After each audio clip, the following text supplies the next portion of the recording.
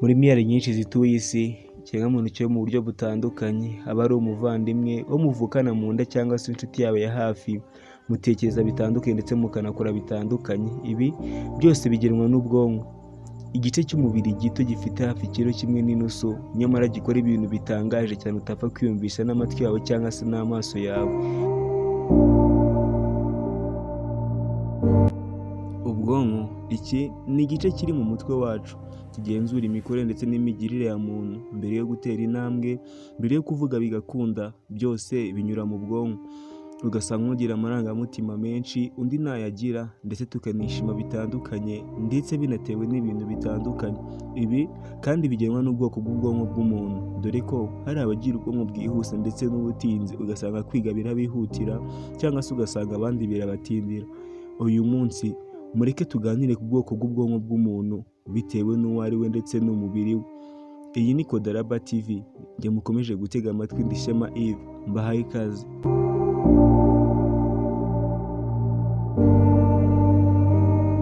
The Balanced Brain cyangwa se ubwonko buringaniye. Ubu ni ubwoko bw'ubwonko bukunze kugaragara. Iyo ufite ubwoko bw'ubwonko, uri umuntu wita ku bintu kandi uhagaze neza mu marangamutima. Uri umwe mu bantu bakorera ku gihe, bagakurikiza amasezerano kandi bagahangana n'ibibazo by'ubuzima. Gusa nanone kandi ntabwo ari abantu bakunda gufata risk, dore ko bakunda gukurikiza amategeko nk'inzira ibanogeye kandi boroheye. Mu bijyanye no gukora, abantu bafite ubwoko bw'ubwonko bwa Balanced Brain bakunda kuba abakozi beza, abayobozi ndetse n'abafatanyabikorwa mu mirimo igiye itandukanye, dore ko ari abantu baba bazi kwita ku bintu kandi cyane.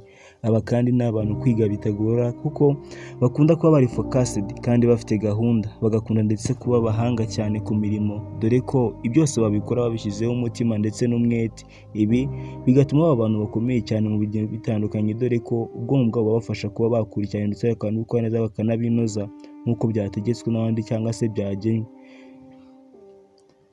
Ku mwanya wa kabiri twahasanze Spontaneous Brain cyangwa se ubwonko bwihuse. Spontaneous ni ubwoko bwa kabiri bw'ubwonko. Ikintu cyavuga ko ufite ubwoko bw'ubwonko, uri umuntu ukunda kugerageza ibintu bishya, ufite inyungu zitandukanye kandi uhitamo gukora ibintu byihuse mu gihe ufite gahunda yagenwe, kabone n'iyo byaba biri kukugireho ingaruka. Utekereza kure kandi amategeko kuri wowe ubifata nk'aho atakureba, kandi mu busanzwe uri umuntu utinda gusohoza, kuko burya ngo kujyana amasezerano nawe bisaba gutegereza imyaka. Gushyira hamwe n'abandi kandi birakugora cyane, kandi uri umuntu ukunda gufata risk ku buryo imyitwarire ishobora kuba yagutera ibibazo mu buzima bwawe bwa buri munsi cyangwa se muri sosiyete n'abo mubana. Abantu kandi bafite ubwoko bw'ubwonko bwihuse bakunze kuba ba rwiyemezamirimo, abakunda imyidagaduro, abanyapolitiki, hamwe n'abakozi bashinzwe imitungo itimukanwa, kuko burya ngo ari abantu bakunze gufata risk. Abantu kandi bafite ubwoko bw'ubwonko, kwiga birabagora cyane kuko barangaye byoroshye kandi gushya kuri bo bikaba bigoye, ku buryo nubwo bashobora kuba bafite ubwenge rwose, bishobora kubagora gukora n'ibyo bazi. Aba kandi bashobora kwishora mu byago bishobora guteza akaga, nko kunywa inzoga nyinshi, gufata ibiyobyabwenge. Abantu bafite kandi ubwoko bw'ubwonko bakunda kwibasirwa n'indwara yo kwiheba ndetse n'agahinda gakabije, dore ko burya kuri bo bafata umwanya munini cyane bitekerezaho cyangwa se bari bonyine, ibyo bise bakunze kwita meditation. Ku mwanya wa gatatu kandi twahasanze The Persistent Brain cyangwa se ubwonko bukomeza. Ubu ni umwanya wa gatatu twasanze kuno bwoko bw'ubwonko bukunze kugirwa n'abantu bagiye batandukanye. Abantu bafite ubwoko bw'ubwonko ni abantu bakunda ibintu biri ku murongo ku buryo batuza ari uko ibintu byose bikozwe. Ni abantu kandi bakunda kugaragara nk'abanyembaraga, kandi ngo kuri bo banga umuntu bahakanira, dore ko ngo kuri bo ari inzira ndende. Ni abantu bakunda gutera imbere mu gihe ibyo bapanze bigenze nk'uko biteganya cyangwa se uko bari babipanze. Gusa nanone gucika intege biborohera cyane mu gihe gahunda bapanze ihindutse mu buryo butunguranye. Abantu kandi bafite ubwoko bw'ubwonko ni abantu bareka ibyahise bikagenda, gusa bakunda gutongana.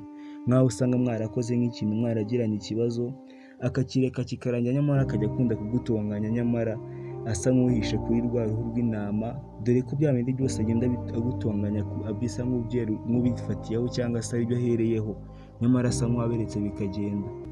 Aba ni abantu bafite ubwoko bw'ubwonko butajegajega, dore ko bakunze kwigana mu bayobozi bakuru bashinzwe ibikorwa ndetse n'aba engineer.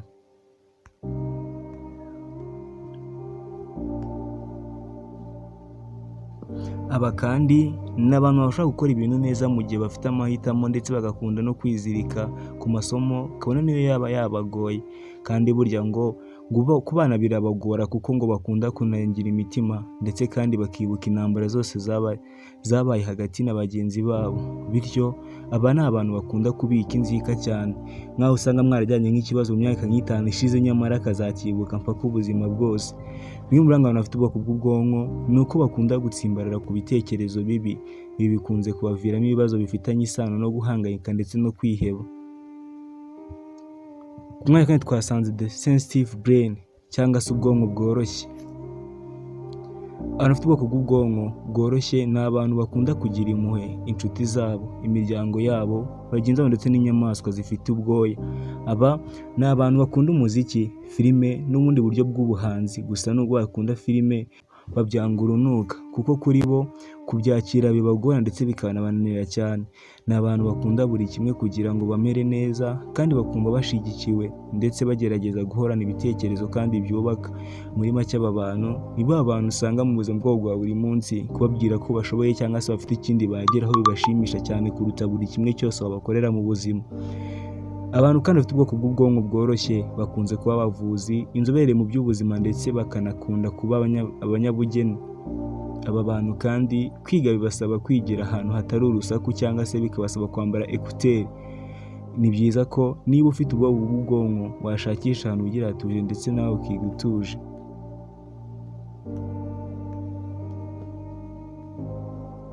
Abantu kandi bafite ubwoko bw'ubwonko ku bana birabohera cyane kuko biborohera kumenya icyo bifuza, gusa bitewe n'amarangamutima menshi biroroshye ko bakwibasirwa cyane n'ikibazo cyo kwiheba cyangwa se kujagarara.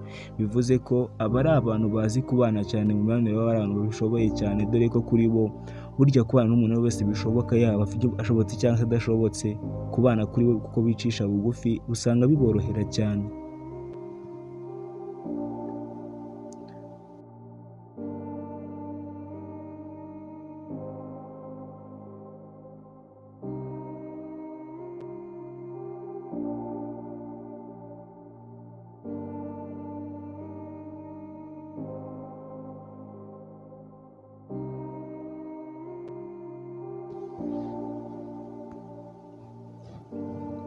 Ku mwanya wa gatanu twahasanze the courteous brain cyangwa se ubwonko bwitondewe.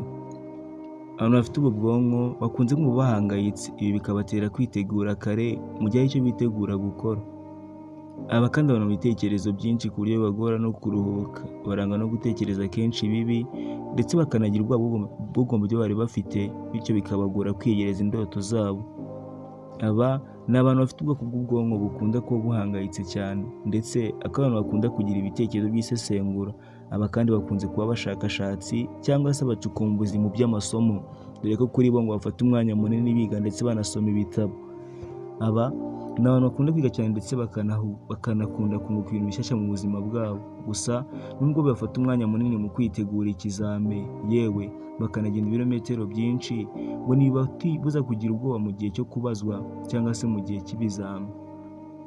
Aba kandi ni abantu bashobora gukora buri kimwe mu mubano wabo n'abandi kuko bagira ubwoba bwo kuba baba bonyine cyangwa se bakwangwa, bityo bitewe n'imbaraga bashobora mu mubano cyangwa se mu relationship bishobora gufatwa nk'aho bihoma ku bandi.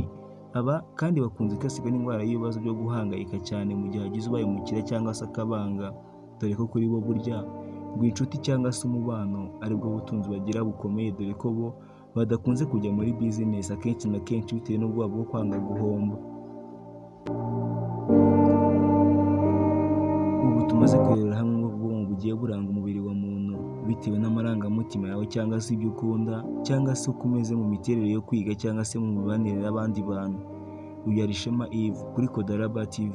Niba wakunze ibiganiro byacu dushyigikira ukanda subscribe, wongere kubana natwe kandi ukazogera ujye niyo dukora umunsi kundi bikugerereho ku gihe. Jye nari Ishema Yves, iyi ni Kodaraba TV. Ciao ciao.